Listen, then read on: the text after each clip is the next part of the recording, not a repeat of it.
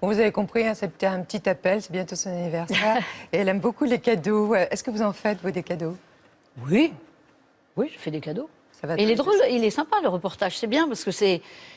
Comme on parle toujours de mélancolie, parce que bon, bien sûr, ça fait partie de ma vie, mais Et vous êtes joyeuse? oui, j'aime bien.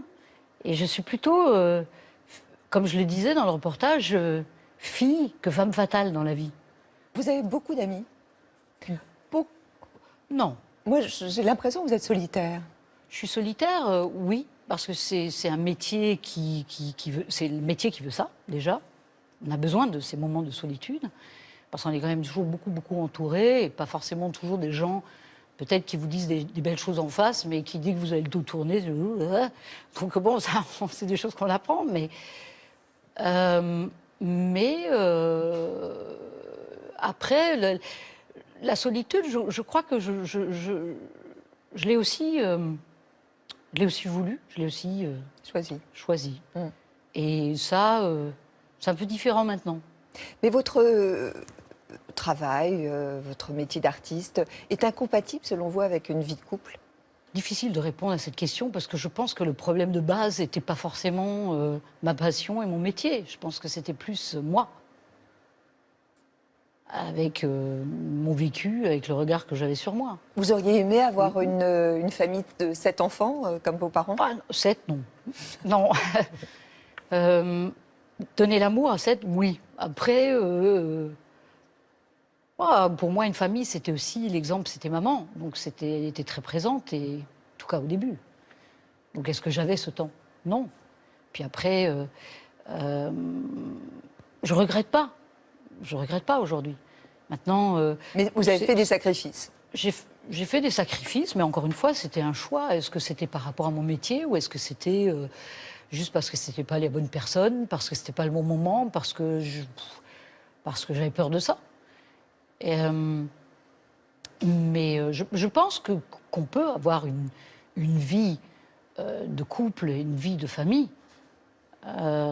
Mais il faut forcément le gérer complètement différemment parce qu'il n'y a pas toujours la présence. On est quand même tout le temps sur la route. Mais bon, en même temps, j'ai toujours mis ma passion avant tout parce que c'est un échappatoire justement à ce qu'on disait tout à l'heure, à ce manque de...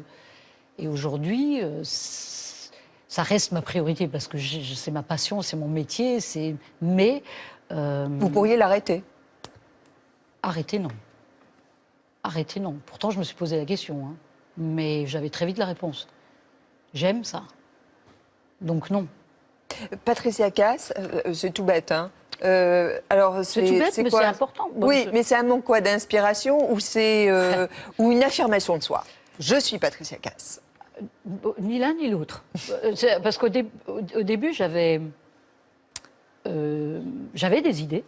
C'est passé par polyamour, parce que c'était des amours différents. Et après, je me disais, bon... Parce qu'il n'y avait pas forcément toujours toutes les chansons dès le début. Et puis après, il y avait la langue que je parle, parce que c'était ma façon de m'exprimer, mais c'était aussi d'aborder des sujets. Et après, à la fin, je me suis dit, mais en fin de compte, c'est un nouveau départ de mon métier, mais par ma vie, et qui se reflète dans tout ça. Et il se fait qu'effectivement, j'ai jamais eu d'album voilà, qui s'appelle Patricia Cass, donc c'était mon nom. Est-ce que vous avez donné des thèmes de prédilection à vos auteurs? Vous leur avez dit, ah, j'aimerais vraiment qu'on parle de ça. Non. Je voulais un album de variété, je voulais qu'il soit élégant. Après, comme j'écris pas moi-même, l'album se fait en fonction des chansons. Et des cadeaux qu'on vous fait. Parce qu'il y a certains thèmes, même durs des fois, que je considère comme un cadeau parce que je me dis, waouh! Comme l'inceste, les femmes battues, douleur. Mais on m'entend chanter ça.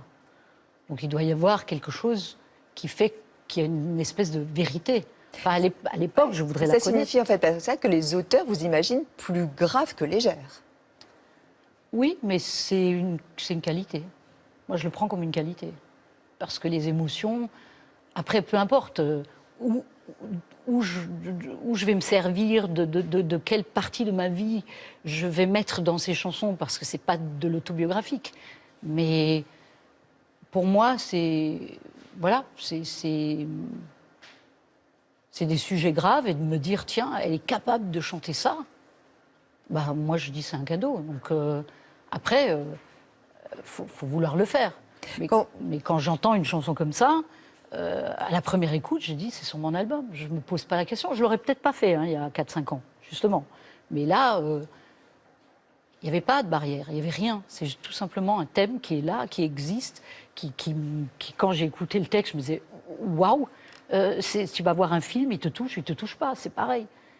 Et donc il y avait aucun courage là-dedans. C'était juste de se dire malheureusement, c'est là, c'est derrière les portes, et peut-être que on a envie aussi, avec tout ce qui se passe dans le monde, surtout avec ce qui s'est passé l'année dernière, avec les attentats et tout, bah peut-être de se laisser aller plus et de dire des choses. Est-ce que vous étiez samedi dernier au Bataclan? Oui. Donc vous avez vu Sting se présenter sur scène, le rendre hommage évidemment à ceux qui sont partis, avec un concert qui vous a plu. Vous l'avez trouvé comment? Comment vous le définiriez?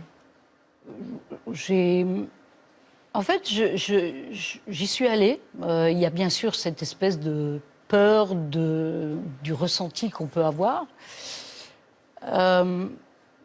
Mais voilà, j'avais envie d'être présente. Donc j'y suis allée. En plus, vous avez Sting sur scène, c'est quand même, pour moi, quelqu'un qui est un artiste rock, mais qui a une élégance incroyable. Et je trouve qu'il a une subtilité dans son interprétation. Donc je me suis dit, en plus, tu ne vas pas être déçu par ça. Et vous ne l'avez pas été? Et je l'ai été. En fait, j'ai été plus par... j'ai été au début sur les balcons. C'est une erreur. Et au bout de 3 chansons, je suis descendue dans la fosse. Parce que, franchement, je comprends qu'il y a des gens qui font leur travail, parce qu'il y avait beaucoup de journalistes, etc. Donc bon, on peut être dans son portable et sur son Facebook, ou sur son Twitter, etc. Mais à un moment, tu as devant toi un mec qui est génial, qui parle en français, qui te fait un discours, qui est en même temps fort mais discret, qui n'est pas étalé. Très digne. Ouais. Très digne. Et puis en même temps, à un moment, je me suis permis, je regardais comme ça au-dessus de l'épaule de la voisine, mais on est là, les likes, les pas likes, tu vis un moment historique. Et je n'arrivais pas à apprécier ce moment. Et j'ai dit, je descends. Et je suis descendue. Et c'est là que j'ai commencé à apprécier le spectacle. Alors Patricia, il était hier mon invité sur ce plateau de Thé ou Café. Je voudrais que vous écoutiez ses propos, puis après vous allez réagir, s'il vous plaît. Est-ce que vous avez néanmoins connu des périodes de découragement, de mal-être, d'état dépressif? Bien,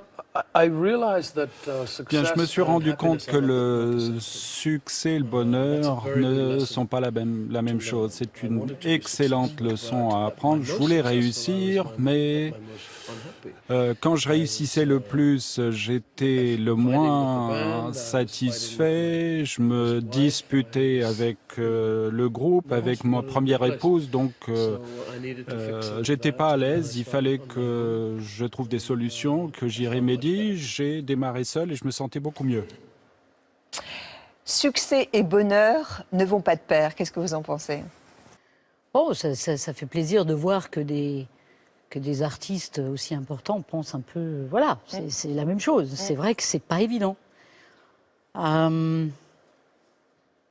Mais... bon, moi, j'ai pas commencé avec un groupe, donc j'ai été tout de suite seule Mais pour lui, d'ailleurs, c'est une sorte de délivrance d'avoir quitté le groupe Police. Oui, mais parce qu'un groupe, c'est encore autre chose. Parce que, voilà, il y a plusieurs personnes qui décident. Donc, il y a des frictions. Et puis, je pense quand même qu'il y a un stade dans ta carrière où, au début, c'est pas évident, parce que tu dois passer par là pour ce succès. Aujourd'hui, si je m'entends dire, tu sais quoi, t'as plus rien à prouver, je peux me le permettre parce que j'ai cette carrière derrière moi. Je n'aurais pas pu me le permettre au bout de 5 ans. Parce que... Qu'est-ce qui a changé dans votre métier depuis 30 ans? Bah, il y a plein de choses différentes. Tout. Alors, quand je dis tout, c'est comment je peux parler de tout ça. On ne présente plus un disque de la même façon, on ne fête plus la sortie d'un disque, on ne fête plus le succès d'un disque. Je ne sais pas, il y a un côté peut-être blasé, mais il y a aussi un côté où il n'y a plus les mêmes moyens, parce qu'il y a beaucoup moins de maisons de disques. On construit moins sur des carrières, j'ai l'impression qu'on construit plus sur des... Est-ce que c'est mauvais ce que je vais dire? Je ne sais pas, mais bon, c'est mon ressenti. Mais j'ai l'impression de plus être un produit qu'avant. Je ne sais pas pourquoi. Est-ce que, Patricia, dans votre métier, vous avez été souvent trahie? Trahie, dans mon métier, non. Peut-être déçue, mais pas trahie. Quelles sont les valeurs que vous recherchez auprès des gens qui travaillent autour de vous et pour vous? Honnête, qu'ils soient honnêtes.